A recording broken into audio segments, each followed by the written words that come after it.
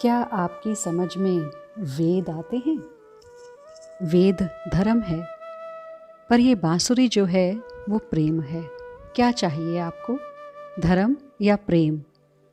वेद के आधार पर धर्म चलता है, मनुष्य धार्मिक बनता है, परंतु बांसुरी के आधार पर प्रेमी बनता है मनुष्य और अपने प्रीतम की खोज में निकल जाता है। वेद तो समझ में आते नहीं, किंतु वेणु तो खूब समझ में आती है ना सभी को।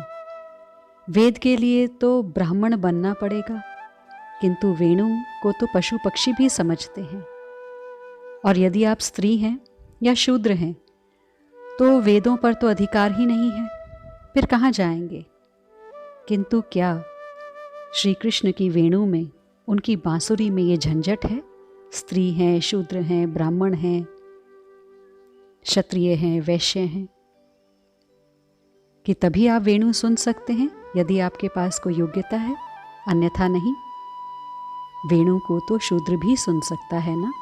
ये प्रेम की बांसुरी है ही ऐसी, ये सबको अपनी ओर खींच रही है। अद्भुत है। सीधी बात यह है कि प्रेम नगर में वेद का शासन नहीं है, इस वेणु का शासन है। धर्म नहीं, यहां प्रेम है, प्रेम का शासन है। ऐसा लगता है मानो वेन राजा ही वेणु बनकर आया हो और जबरदस्ती अधर्म को धर्म बता रहा है। इसने अपना रूप भी बदल लिया है ताकि कोई इसे पहचान ना पाए।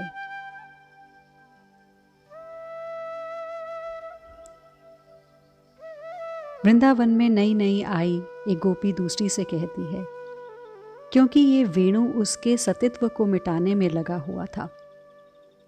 प्रेम नगर में वेद का शासन नहीं है, यहाँ तो वेणु का शासन है। ब्रह्मा धर्म के प्रवर्तक हैं तो ये वेणु प्रेम की प्रवर्तक। ब्रह्मा बेचारे वेद के माध्यम से धर्म की स्थापना में जुटे रहते हैं, लेकिन ये वेणु तो एक ही बार में जो बजती है उससे सारा धर्म उतर देती है,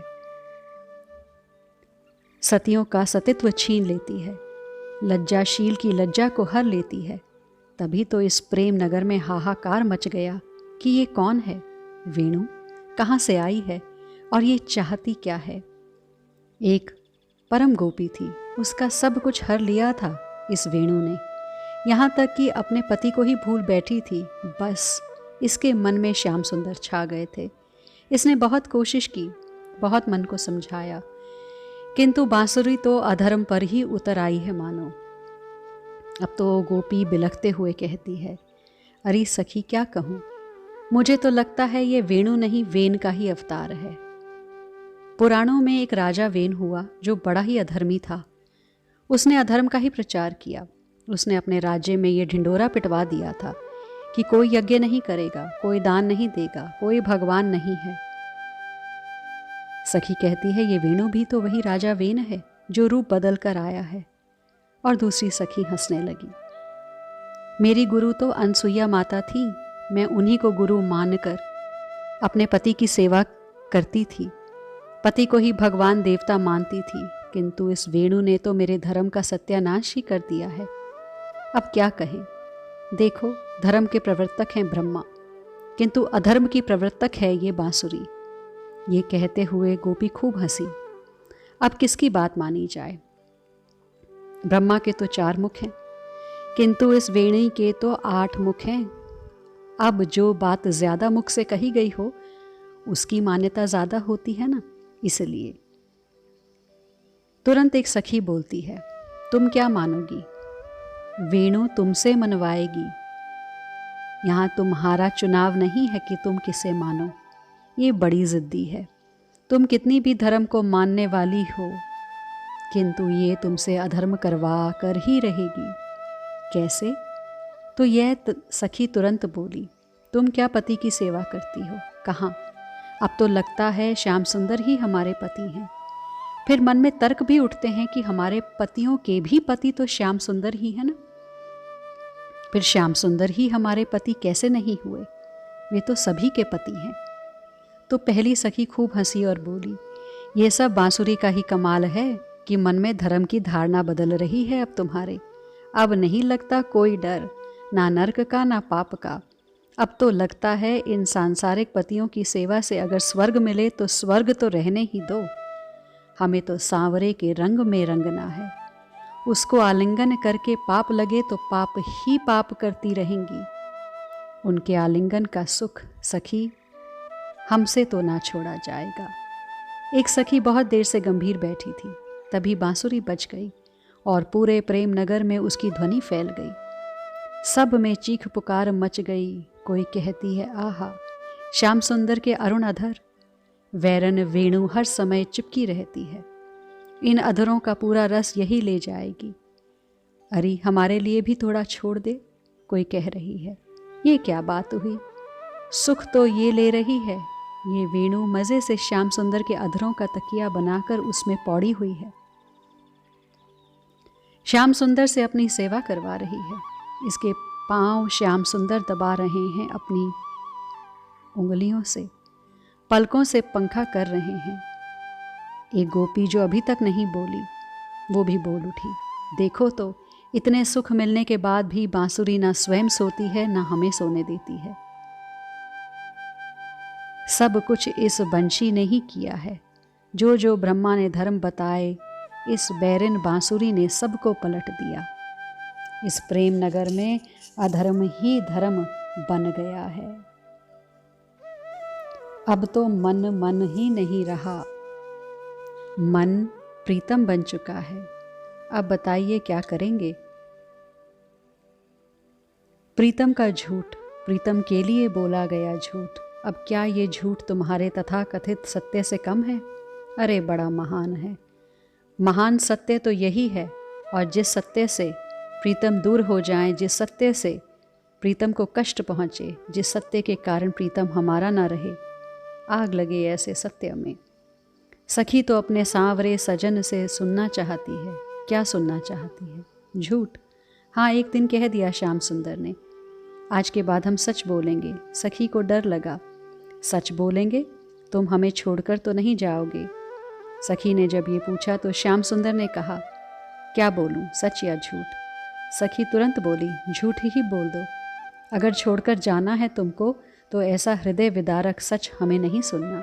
हे प्यारे, तुम तो झूठ ही बोल दो। यही रीत है इस प्रेम नगर की, क्या करेंगे।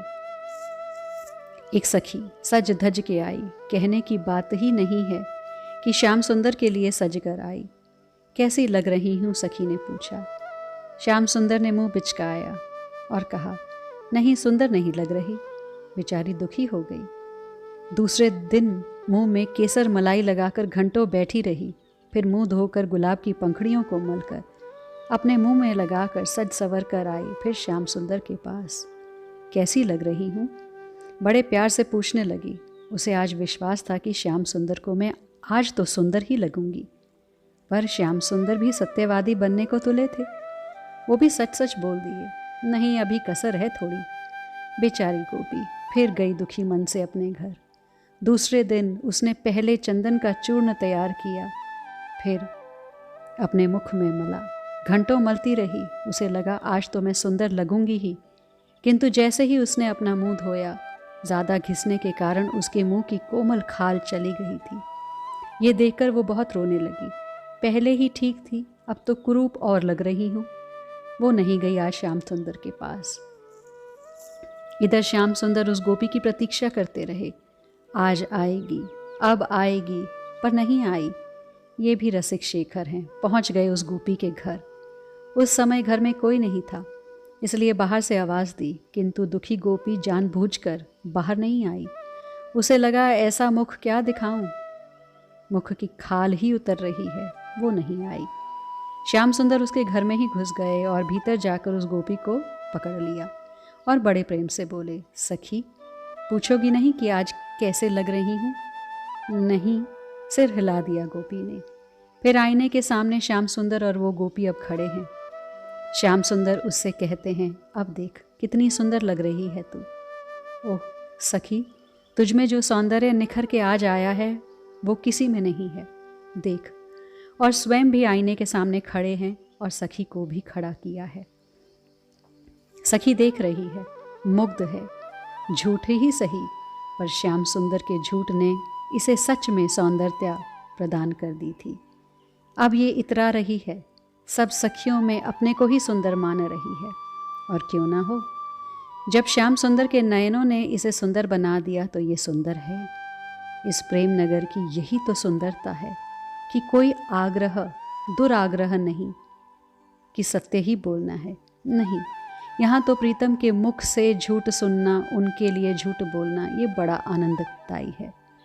कहाँ गई थी? एक गोपी के पति ने पूछा। मिलने गई थी श्याम सुंदर से। अब क्या कहे, सच बोल नहीं सकती, बोल दी झूठ, और एक झूठ से काम तो चलेगा नहीं। धारा प्रवाह बोलती गई झूठ पर झूठ। पति से झूठ बोलने पर पाप नहीं लगेगा? अब ये प्रश्न कहाँ से उठ रहा है? अभी भी पाप पुण्य में अटके हो तो गलत आ गए। बाहर जाओ इस प्रेम नगर से। यहाँ पाप पुण्य नहीं लगता, क्योंकि मन ही नहीं है। मन प्रीतम बन चुका है। तेरा प्रेम हलाहल प्यारे, अब तो सुख से पीते हैं, विरह सुधा से बचे हुए हैं, मरने को हम जीते हैं। हाँ, यही सच है। यहाँ प्रेम विष है तो विरह अमृत है। सब कुछ उल्टा सीधा है इस प्रेम नगर में। यहाँ सच नहीं बोला जाता। आज मेरे अंगना में आओ नंदलाल, दर्शन की प्यासी गुजरिया शाम। प्रेम नगर की गुजरी माखन की मटकी को सजा धजा कर बैठी है और आंखें बंद करके ध्यान कर रही है श्याम सुंदर का। उसका मनोरथ तो सुनो। कह रही है, मेरे अंगना में आओ, मैं दर्शन की प्यासी हूँ। बहुत दिनों से तुम मेरे यहाँ आए भी तो नहीं हो। आओ प्यारे, क्या करूँगा तेरे यहाँ आकर, मानो श्याम सुंदर बोले। आंगना में आओ, मेरे माखन को खाओ, झूठी झूठी बतियाँ सुनाओ नंदलाल। प्यारे मेरे अंगना में आओ, देखो माखन मैंने रखा है तुम्हारे लिए। आओ और खाओ। ठीक है, खा लेंगे, फिर क्या करना है? श्याम सुंदर ही बोले। सखी बोली, फिर अपने मुख से झूठी बतियाँ सुनाओ, झूठी बतियाँ बनाओ। मैं बहुत सुंदर हूँ कहो, मेरे समान कोई सुंदर नहीं कहो। श्याम सुंदर उसके घर जाते हैं और खूब झूठी बातें बोलकर उस गोपी को आनंद प्रदान करते हैं। यही सत्य है प्रेम नगर का। असत्य को ही सत्य माना गया है प्रेम नगर में। पाप पुण्य की बातें इस प्रेम नगर में उठाना मत, यहाँ सख्त मना है, क्योंकि यहाँ का राजा ही झूठा है। देखो, इन राजा ने बचपन में माटी खाई थी और उसके साथियों ने जब इसकी माता से शिकायत करी तो ये झूठ ही बोला, स्पष्ट झूठ। यहीं से आरंभ हुआ था प्रेम नगर में झूठ का। फिर ये किशोर हुए, इनकी महारानी आई, तब उन्होंने और फेरबदल कर दिया, झूठ को ही सच का स्थान दे दिया। ऐसा है यह प्रेम नगर। आज के लिए इतना ही, शेष चर्चा आगे।